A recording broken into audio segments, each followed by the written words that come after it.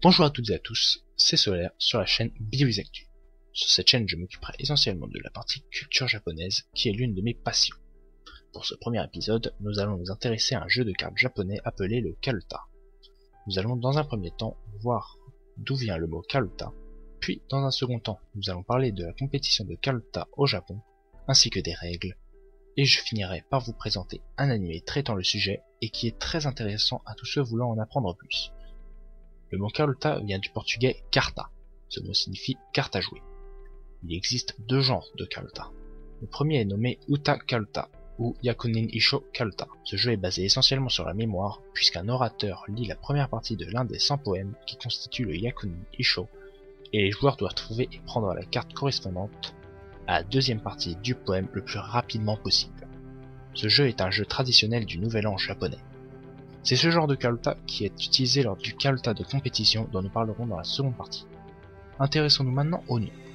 Cette appellation de Yakunin Isho provient de la compilation réunissant les 100 poèmes.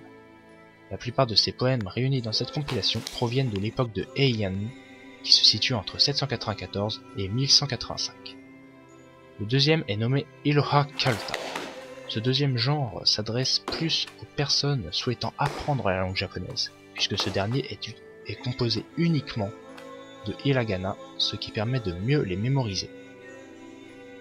Le Karuta de compétition n'oppose que deux adversaires, contrairement à celui du Nouvel An, qui en oppose autant que vous le souhaitez. Le Karuta de compétition ne fait également intervenir que la moitié des cartes. Seules 50 sont utilisées, 25 de chaque côté. Les deux joueurs disposent leurs cartes en 3 lignes et 3 colonnes, et ont ensuite 15 minutes pour mémoriser la position des 50 cartes.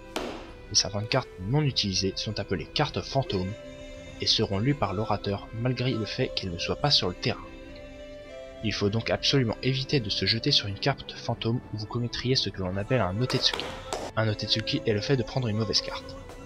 Le but du Karuta de compétition est de finir avec aucune carte de son côté. Lorsque vous prenez une carte du côté de votre adversaire, vous devez alors lui en envoyer une pour garder l'équité. Le Karuta de compétition est très populaire au Japon. Des tournois sont organisés plusieurs fois par mois, et un tournoi décidant du meilleur joueur nommé Meijin, qui signifie le maître, et de la meilleure joueuse nommée Queen, qui signifie la reine, sont organisés chaque année. Les compétitions sont mixtes et l'âge n'a aucune importance, ce qui fait qu'un enfant de 12 ans peut jouer contre un adulte de 35 ans s'ils ont le même niveau. Un anime traite vraiment bien ce sport qu'est le Karuta. Il est intitulé Chihaya Furu et raconte l'histoire d'une jeune fille voulant devenir la reine dans ce domaine. Si le Karuta vous intéresse, je vous conseille grandement de regarder cet anime qui est très intéressant.